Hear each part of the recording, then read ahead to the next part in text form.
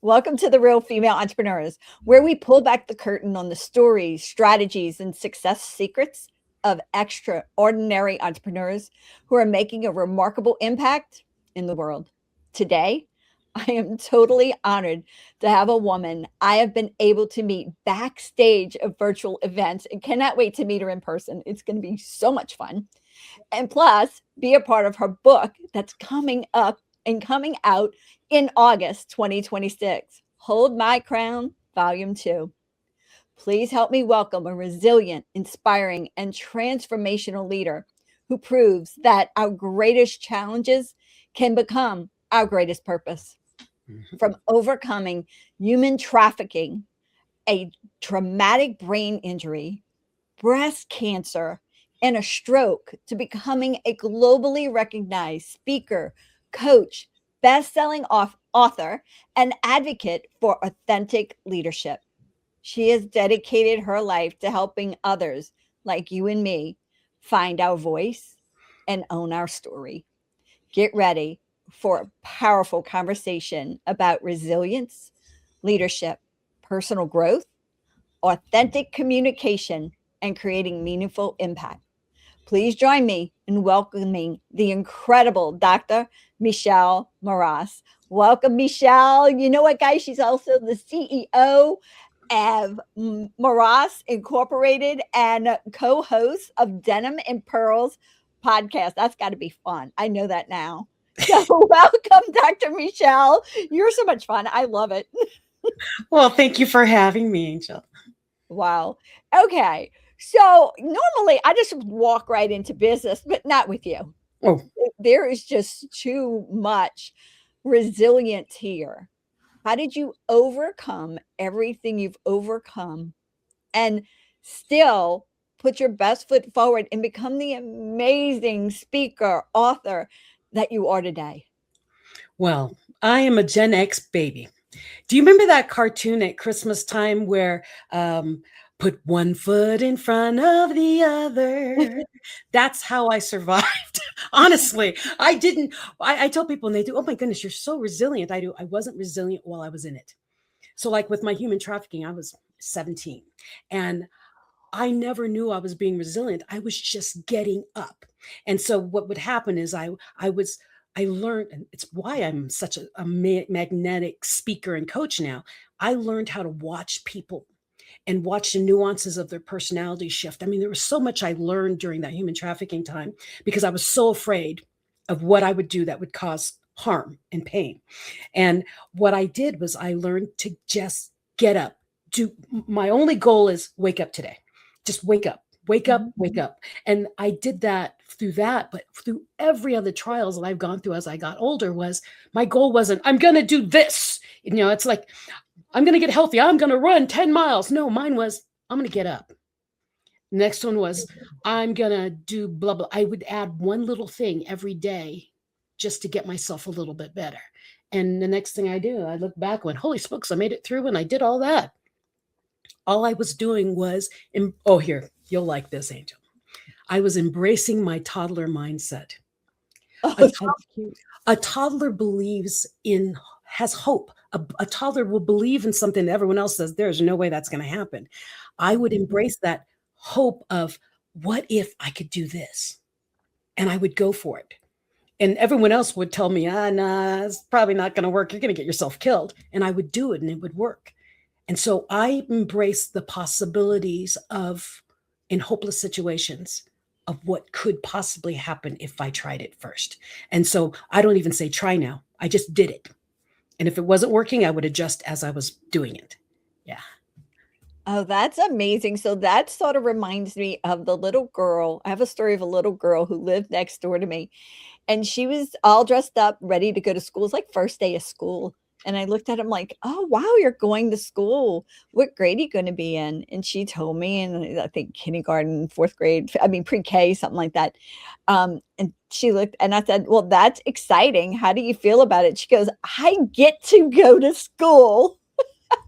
So it's the same thing. You get to take those extra steps like those toddlers and Yeah. leaps and joy and oh my God. Yeah. Toddler Okay. mindset. If we could live, everyone could live their life that way, that would just make life just a total spark. Yeah, we forgot who we are. We got older and forgot who we are as our core. Our core is seeing wonderment and love and compassion and oh my gosh, it's a blade of grass with a bubble of water. Remember when you were a kid, you would look at water and do poke, and you would like poke the water. I mean, I remember doing things like that, and as an adult, we forget. We just walk. And I remember realizing if I would stop and listen to the wind go through the trees, if I would stop and watch that ladybug on that piece of grass, and it slows down the hurry up and hurry up and hurry up. No, it's everything's good. Enjoy what's around you because it's not always going to be around you. So every day is a blessing in my book. Oh, oh, that is so good. Every day's a blessing in your book. Well, you have tons of them, but I went a little crazy with the books, right? but that's okay. That's how we met. So, tell me what sparked all the books and all the speaking, because you didn't wake up one day, because you do everything step by step. So you didn't wake up and go, "Oh, I'm this amazing speaker and this amazing book author." What happened? Oh, this is a story. You ready? I'm ready. I explained it in my TEDx when I came out of my brain injury. Okay, so here's let me back up. I was in a car accident where I obtained a multiple traumatic brain injury. And in that brain injury, I lost the ability to talk and walk. And I was pretty much a vegetable sitting on the couch. My husband would carry me down and they would feed me and take care of me. And I did nothing. My eyes would just move. Well, I thought I had been in that state for a month and I was so upset. And I remember not being able to speak. And so I was screaming at God one day, why did you give me gifts and take everything away in one blow? Why do you hate me so much? And I was blaming him for my human trafficking. And so you hated me for that. So you must hate me. Just kill me now. I don't want to be in this world then. And I heard every molecule in my body shook. The whole house shook.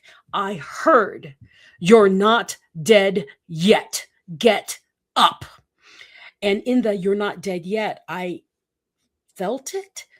It was a promise and it was a threat and it was a wake up call. And I woke up 6 feet from a chair I know I could not walk from with my hands up in the air. And I had saw a flash of all the terrible things that had happened to me in the human trafficking part of my life.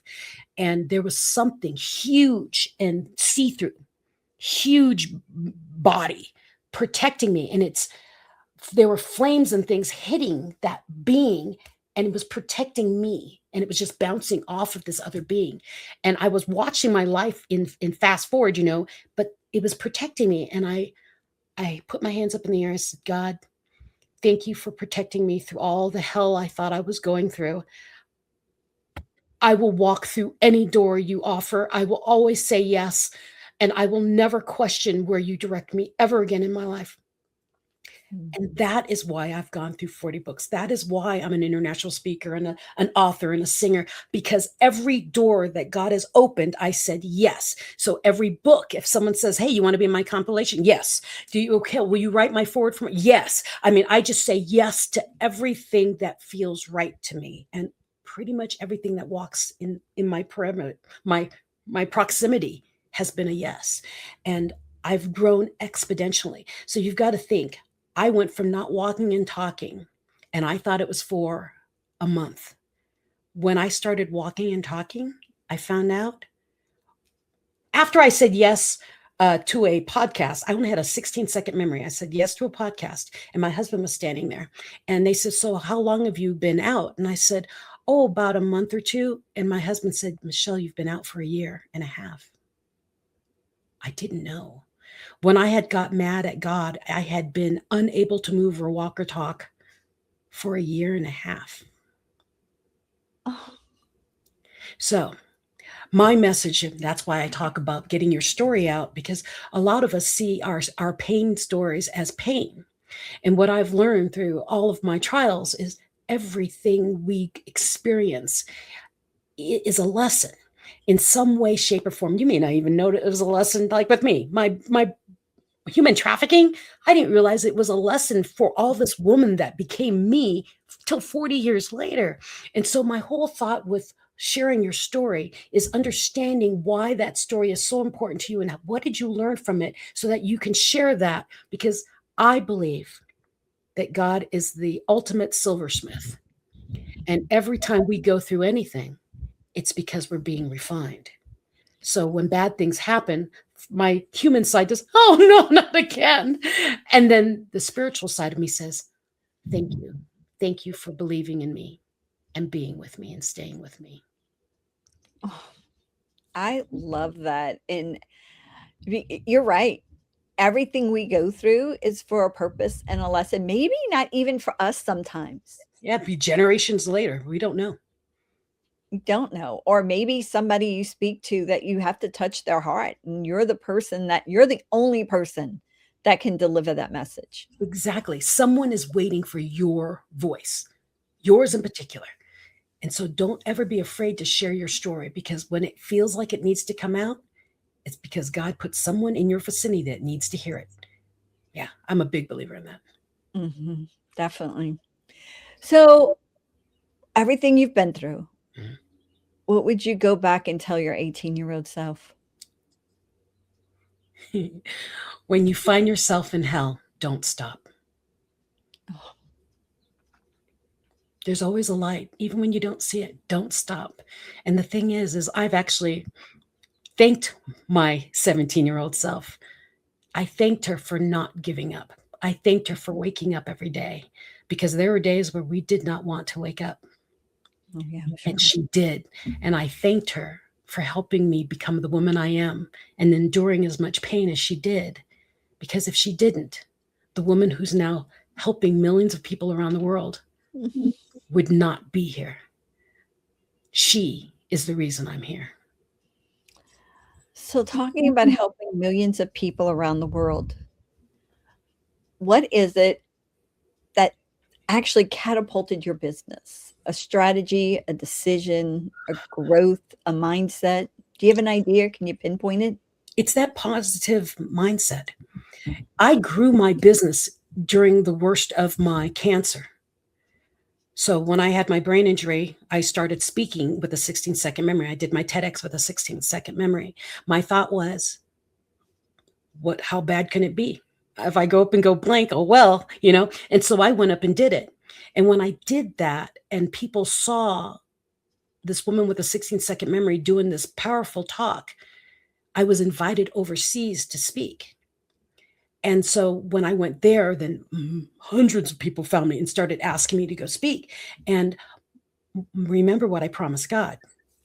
I would say yes to every door. I have a 16-second memory. Right before I got called to go to India after my TED talk, I found out I had breast cancer. And I told God I'd say yes to everything. So I said yes. My husband said, please don't go. You have no immune system. I said, I have to go. God wants me there. I've got to go. But what if bad things happen while you're there? I do. Well, then I'll be doing what God wants me to do when I die. Oh, And I went out there. I was given like 3 months to live after my diagnosis. And at the 3-month point, I was still in India. Surprise, I came back. So I think it's the positive attitude of knowing I'm not alone, even when I feel alone, kept me going and believing in things that I probably the old me would have not done. So to your viewers, people who are listening, I found when I was the most afraid, it was the place I was supposed to be. I had to check. Why am I afraid? I don't want to fail. I don't want to mess up. Oh, then all the more you're going to go. Because if you fail, it means you're just falling forward. Get up from there, you've moved 4 feet. yeah. Yeah, right? Yeah. Fall Yeah. forward. That's not a failure. You just moved 4 feet. Good job. It's like moving the football down the Yes. Oh, you saw that video where the guy's on top of the other guy's back and they're going. No. Oh, I'll have to share that with you sometime. Yeah, perseverance. And the thing is when we're doing things and we're afraid to go do stuff, it's because we don't want to fail. Well, if you don't want to fail, then you're never going to move. So go ahead, fall forward when you fail. Okay, don't fall backwards, fall forward. And the whole thing about it is you learn a little bit about what you are capable of.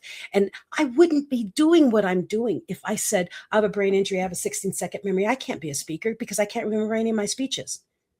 Mm, Right? I right. said, God, I'm going to go up there and talk. You got me, right?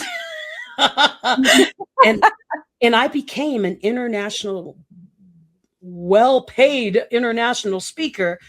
It felt like overnight. And it was because I wasn't afraid to be me. And I wasn't afraid that if my brain went blank on me, I would do, oh, wait, what was I just saying? And they say, you were just saying blah, blah, blah. Thank you. And I would just keep going again. And that's the thing. Be you. No one's looking for another, whoever big name you can think of. They're No. looking for your voice, your story. How did you get through? And I can't wait to meet you because I am the same woman on stage, off stage, everywhere you meet me, I'm the same woman. And that's the beauty of owning who you really are. I'm not afraid to be me, and I'm not afraid for people to see the broken me because I built this Mras Inc. with cancer, a brain injury, 13 surgeries after that breast cancer. I mean, if I waited to rest to make sure I was ready, I wouldn't be anywhere. Just keep going. Do what you can when you can with what you can, and everything else comes in line. So, okay, going through everything you've gone through, and actually, I do believe we go through everything for a purpose. Again, Yes. I believe it. So, and there's a reason. Mhm. So, how did you juggle life? Was there a balance or no balance, or do you not believe in? I call it a dance, whatever you want to call it. I'm Juggle. a Libra, so I'm a big balance person. But yeah, I believe in juggling. I believe in juggling. I believe that I can do more if I throw a couple of the balls out of my hands every once in a while. And so I don't grasp everything all at once. I do, okay, brain power in the morning is really good for thought. I will do all of the work for brain stuff in the morning. So all my high energy things I do in the morning. I work out, I do my meditation, I pray, I work, I walk the dogs, and then I open my calendar to talk and coach clients. But by 1 o'clock, I tend to shut everything off. And so 1 o'clock, I'll do my podcast and things like that, because that's when I use less brain power than coaching. So I know when I'm strong and when I'm not, and what parts of my brain and body work better at what parts of the day. And then I work around it. Now, the other thing about me is every weekend I turn off. I turn off my computer. I turn off my phone. I go singing. I'm a karaoke crazy person. I love singing. And so the weekends are mine and my husband's. And we will go off to our little cabin in the woods out in Colorado and just be. So, yes, I have a lot going on. I love that. I love that. All right. So, what if a woman's sitting on the edge? I mean, you've been through a lot, and she's sitting on the edge, and you've been in business a long time. She's been in business for a little bit, and she's ready to throw in the towel. She's done. She's tapped out. What would you tell her? Welcome to the club. Mm. We all get that. I mean, the world runs on sine waves. I'm an engineer by degree. I've got that longer, but everything's in the sine wave. Okay. You have good days, you have bad days, you have good moments, you have bad moments. And there are points where you're on a high and your energy level will start tanking. That is a natural, even the ocean, sound waves, everything does that, up, down. And so we all think, oh, I'm mighty person, I'm mighty woman, I'm going to stay up, up, up. No, when there's an up, there must be a down. And understand, it's a wave you've got to ride. So when you feel yourself crashing, you're done. You need to do something for yourself. And that's why I'm a big believer in turning everything off on the weekends. I give myself a recharge every weekend. So people like us who love to just give and give and give, are always giving and filling everybody else's cup. I realized if you don't fill your cup, you don't even realize you're pouring on empty if you Mhm. wait till you get to that point. So before you even get to that point, recharge. And you all know what recharges you. Go do it. If it's painting, if it's dancing, if it's walking your dog or taking a run, whatever it is. With me, when I'm really going, I'm like, I go into the weight room. So I'll be singing in the weight room, but that's the thing that you must recharge. So, yes, if you are down and you're out and you say, I am done, I want you to go do something for yourself. Only you. I'm not saying I'm going to bring 12 women out. We're going to, no, I want I want you to go find a mud bath and go sit there and have no electronics on, because I think electronics mess with us too. And we're always on these screens. So go find something that's just you, quiet you, and just think, I think. love that. Just think, quiet you. I know. I keep saying I'm going to find a cabin away by a lake. Oh, I don't like Yeah, a cabin by a lake. And or I'm just going to go to the beach and go sit out on the not even the beach. I'm gonna sit on, I don't want sand. I can I'm just going to go sit on a balcony and overlook the water, you Ex- know? yeah, find what is peaceful for you and unplug. Whenever you start even feeling that nudge, if you can't get away, that's why meditations are so good. And they have so many online. You can go get guided meditations, but you envision a place that is peaceful and calming to your soul. And what it does is you're able to unplug even when you can't truly unplug. Unplug and reset that energy, because you wouldn't be doing what you're doing if you didn't love it. And the only reason you're feeling drained is because you've poured all the water out of your pitcher. Just go refill it, because you wouldn't have started what you started. You're an entrepreneur. You wouldn't have started it unless you loved it. So let's take a step back and let's talk about what that does for you, what you just said. You said, think about that place. So I have white coat syndrome. Oh, Okay. That means my blood pressure goes crazy when I walk into a doctor's office. Beyond that, it's like 120 over 60. Yeah. It's like, yeah. They're perfect. like, you're having a heart attack. No, it's just you. Just you. It's just I came in here. And so I have to think of myself driving there that I'm on a beach. I overlooking the water or sitting somewhere calm reading a book. I have to actually literally tell my brain this and do those things. And so just so you guys know, what she's saying is so true because I'll walk in there. It's not perfect like it is when I take it, but it's still better than no one to send me to the hospital. I'm the same way. I sit in my car and just listen to like ocean waves and just do. I'm just going in for them to check out. Everything's fine. Yeah. So I totally get that. That is amazing. I just love giving the analogy of the science behind it. So, all right. Something unexpected about you that might, oh, you've already given us a whole lot, but I think there's something else that maybe our audience would go, oh my God, Michelle actually did blah, blah, blah. And you chose to do it. There is a food in the Philippines that's pretty exotic. It's called balut, and it is a unfertilized duck egg, and it's already developing, and they heat it up and you eat it. So when you eat it, you must take out the beak and the legs and some Oh no. feathers. And I went back home to the Philippines, and okay, it was actually a joke on my baby sister. Okay, in the Philippines, most of us have shorter names. So my name is Michelle, but they call me Mimi, okay, Mhm. or me. Monique, my baby sister, we left the Philippines when she was a baby. We never gave her another name. She's Monique. So when I brought her to the Philippines as an adult, she says, so what should I do that I've never been able to do? You need to eat balut. And she said, okay, what is that? And I explained it to her. She knew what it was, kind of, but she's never seen one. I said, but here's the trick with balut. You must eat as many buluts as your name. Mm. Well, I'm me. No, My name you is did me. not. No, I only have to have two. Her name is Monique. no. So, what have I done that most people would be really shocked? I ate a partially developed egg, lukewarm, uh, and I ate 3 of them with my baby sister just to help her. Look it up. No, you had your baby sister. It's not that you did it. You had your baby sister do that. Oh, you should have saw her. She was so horrified.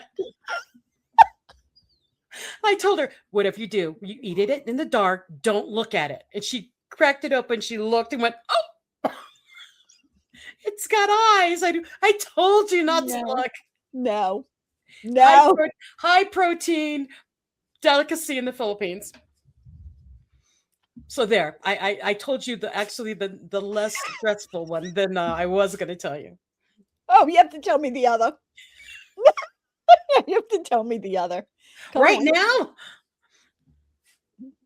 You don't have to if you don't want to. Oh, it doesn't bother me. Go for it. I'm arachnophobic. And because when I was a little girl, I used to play with spiders. But I grew up in the Philippines. The Philippines, bugs get very, very large. And one of the bugs that I found, I didn't realize was a bug. I saw a 3-foot X on the top of a lower sized tree, like a mango, not a mango tree, a papaya, a guava tree. It was a guava tree. So it's only like 15 feet tall. And I saw an X. Well, my brother helped me. We threw a broom up, knocked this big X out of the tree. And when it landed, it was a banana spider. Banana spiders, I can't even, they're like 3 feet and their legs go out 4 feet. They're monstrous. Well, I saw that and we ended up killing it because it was terrifying and it was chasing us. But later on, what I didn't tell you, the part I don't want to tell you, but I'm going to tell you now. When I was 8, so like 2 weeks prior to this, I was on the back of a banana seat bike with my uncle. My uncle's only like 5 years older than me. My mom and my grandmother having kids at the same time. I'm on the back of the bike and I saw a spider web in front of us in the entry that he was going to go through. And I said, Uncle Willie, watch out for the spider. He says, what? I said, Uncle Willie, watch out for the spider. Ah! And he went through and the spider hit the back of my throat and I felt it go down my throat. And I'm 8. And I was told, don't worry. It wasn't a big spider. I said, no. They said, did it have an egg sac? I don't know. They do. Was it big like this? I said, yes, they do. Oh, it had an egg sac. Don't worry, the babies won't die. They'll come out later. And now I am a 57-year-old woman with arachnophobia. Oh, I'm sure you are. So yes, I've eaten a banana spider. Okay. All right, Michelle, your life has done this to me. I am like blown away. Okay, those are the 2 gross things I've heard. Amazing. Okay. All right. Unexpected, not gross. Unexpected. Okay. All right. I should go on Fear Factor one day because I can do it. All right, let's pump up some volume here with some music. Do you have a song or songs that you actually love? I love music, but the song that always resonates with me, I sing it at the end of every concert I do, is "At last my love has come along, my lonely days are over, and life is like a song." And I sing it because I finally love myself enough that I'm home with me. So when people hear me, they think I'm singing about someone else. I'm singing about me. And a lot of us need to find that. So that is my favorite song, just so you know. Mhm. Yeah, I sing it. At last. Etta James. What are we going to do? One day you'll hear me sing it live. I'd love it. And the other song by her that I love is Something's Got a Hold of Me. Something's got a hold on me. Yeah, yeah. Oh, it must be love. Yeah, I love the beginning. Oh, sometimes I get a good feeling. Yeah. Yeah.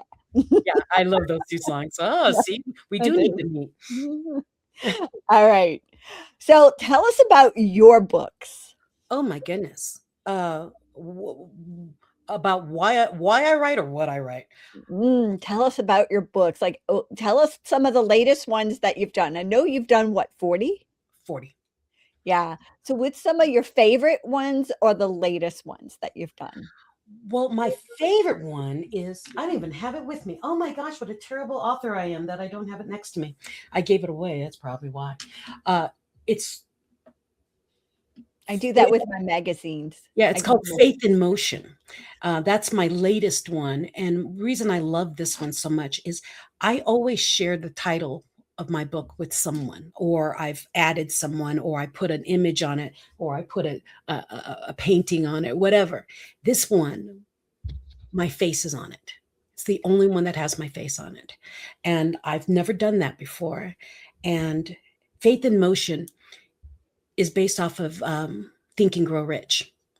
Now, when I read Think and Grow Rich the first time, I think I was 16, and I didn't quite understand it, but I read it because my mentor wanted me to read it, and she would walk me through the different things. When I got older, I was part of a 13 series of the 13 steps in the Think and Grow Rich by Napoleon Hill.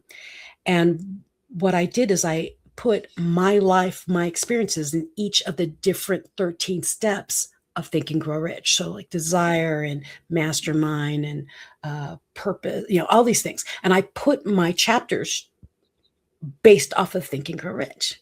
And we put them together. And so it's a great snapshot of everything I've experienced and how I viewed it to get through it, because I used Think and Grow Rich growing up through a lot of my trials I went through, not even knowing I was applying it. Wow. I read a book as a kid, didn't understand it, and applied it in my life, not even knowing I was doing it.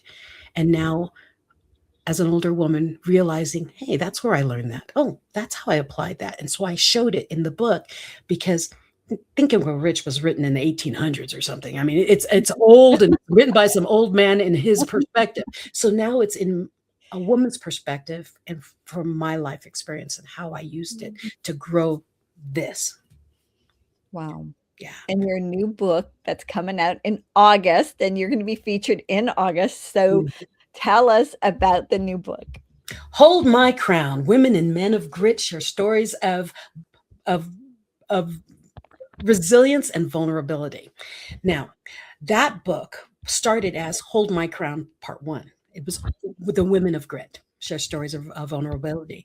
And when that book came out, I got bombarded by men saying, I really want to be in that book, but you called it, Queens. And I said, well, it was based on all women.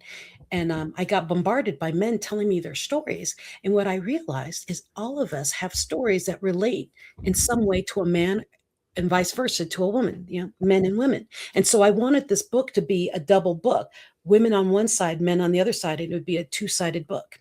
Midway would say, and now here's the other story. And it would flip to the men's side. And what I ended up doing with this book is I put the men and women in the same book. It will split in the middle and say, now the men. And the reason this book came out was there was such a huge demand for sharing stories of resilience and vulnerability from everybody. And it was like, I got a download, and I'm pretty spiritual. Okay.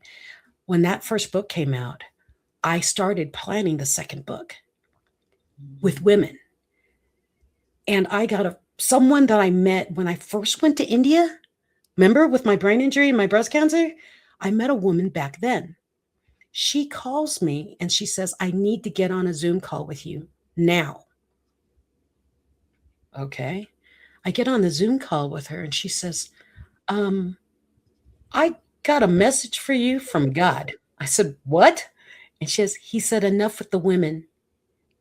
Tell the men's stories. But I had already started collecting the women's stories. So I put them together. Yeah. And that's why this book is important, because the stories that are being collected right now are going to change so many. They're stories that people have never shared, and they're sharing it in this book. This is big. It's big. Wow. Yeah. Wow. And it's coming out August what? 21st. 21st. Do you want to tell us why that's so special? Because I'm excited for it. Yes. Okay, the 21st, my husband and I have been together for 43 years on August 21st. And Congratulations. That's a thank lot. you. Well, we met in high school, so we've been together for Oh. forever. And 43rd book, 43 years together. It's the first book my husband's ever written in with me. Oh, I that's a just thought blessing. I just thought it'd be perfect timing that we just do it all together. Yeah. It's a Yeah, celebration. I'm sorry, go ahead. It's a celebration book. What a great anniversary gift. Mhm. It really is. But yeah, I always write about resiliency and overcoming and sharing tips and tools of things that I used, but always reminding the author, the reader, this is my story. What I'm doing is sharing with you what I did and how I saw it and how I viewed it, so that when you approach something in your world, you might do, oh, I remember Michelle did something like that, and apply it into your world. It doesn't have to be the same. It's just a nudge to get you moving. Remember, my whole philosophy is get back up. Embrace that toddler mindset of believing that wild, crazy things can happen, and they will. I like that. Wild, crazy things can happen. You just never know where God's going to have you go. Yeah. Never. All right. Quote or words to live by. I wrote a quote during my brain injury when I couldn't walk or talk. It was in my head. And the quote was because it was getting me through. Change is an emotional journey. It's not rainbows and butterflies in a field of daisies. Change is uncomfortable. It forces you to evaluate who you are, the beauties and the possibilities. Wow. Quote by Change me. is uncomfortable. It hurts. And when people Yeah. do, oh, it's changing, and it's so uncomfortable. Well, everything in nature that has to evolve, crabs, anything that has to build out, butterflies, it's not easy. They don't do poof, I'm pretty. No, poof, I'm perfect. No, poof, no, it's right. Yeah, Change she hurts. just showed her little New Orleans side, the crabs. Oh yeah. But yeah, change is not easy. When people do, oh, I wish I had. No, don't wish.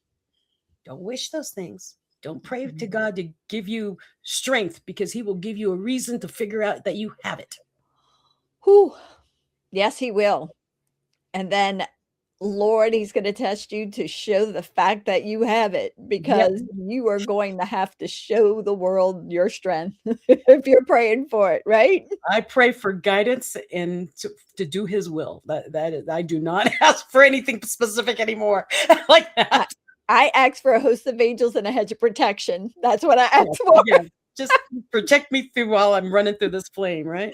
Yeah, no matter what I'm doing crazy, who knows? All right. Superpower for 24 hours. Would you take it? Would you not? What would you do with it? I believe we all have our own superpowers, and I would never want one. I mean, I know people say, oh, I'd like to go back in time, or oh, I'd like to stop time. No, I like it exactly the way I am. And that my superpower is knowing who I am, and that I can stand in my truth regardless of what hits me or what people say. It's like, you know what? You say what you want, believe what you want, do what you want. I know who I am and where I stand. That's my superpower. Oh, knowing who you are and where you stand is key in life. If you have that, you can do anything step by step. Am I right, Michelle? Because that's who you are. Yeah. What you do. Mhm. All right. If you believe in motivation, or you don't, I don't know. What do you do to get motivated if you believe in motivation? Motivation, I believe, comes from within. So I can inspire you. People say, oh, you're a motivation. No, I'm not a motivational speaker. I will inspire you to motivate yourself. Motivation comes from within. So when I want motivation, I kind of run on motivation. I'm always up. So when I need to turn it on superpower, let's say that if I need to turn my motivation on superpower, I sing. Oh, yeah. It's a frequency thing for me. When I need to get myself, like if a lot of negative things have been hitting me, I will stand in my entryway of my house and sing. And sometimes it's just vocals. I'm not even singing words. I'm just singing tones. And I'll find a tone and just sit there with it. One of my favorite things I've ever done with tones and shifting energy like that is the Library of Congress, to find a corner and sing very softly in the corner. And it just goes through the entire Library of Congress. And they have no idea where it's coming from because it echoes through the entire place. Good thing I sound good. Thank God you have a great voice. But yeah, What is the best way for our audience to stay connected with you? I'm everywhere, but go to my website. It's my name, michellemras.com. I don't put things on that I'm actively doing, so I won't say I'm speaking here tomorrow. I won't do that anymore. So you will see my after effects, but if you want more, connect with me on any social media platform. Those are more up to date. That's amazing. What about a mic drop for our audience for us to leave the parting words? Besides the fact, August 21st, they have to go buy your book. Oh, on yeah. Amazon. They'll come out on Kindle. Yeah. A mic drop. I think the mic drop for me has always been a Maya Angelou quote, because I think she's been a big influence on me. I read a lot of Maya Angelou books. I mean, she's gone through a lot of hell in her life, and I know Why the Caged Bird Sings. I related really well to that book. But her quote is, "My mission in life is not merely to survive, but to thrive, and to do so with some passion, some compassion, some humor, and some style." I live by that. Oh, what a quote. That is an amazing quote. And to live by it, every aspect of your life is mind blowing. Yeah. Thank you. Michelle, you're amazing. Thank you so much. I loved having you here. Mwah. I love being here. Bye. Bye-bye. Thank you. Thank you so much for tuning in to this episode of Female Entrepreneurs Magazine. I hope you found inspiration, actionable tips, and a sense of connection with our incredible community of driven women. Don't forget to hit that subscribe button, leave a review, and share the episode with fellow entrepreneurs who are ready to elevate their game. Remember, your success is just the beginning, and we're here to support you in every step of the way. Until next time, keep shining, keep thriving, and remember, you have the power to create the business and life of your dreams. Stay inspired, and I'll see you in the next episode. Bye.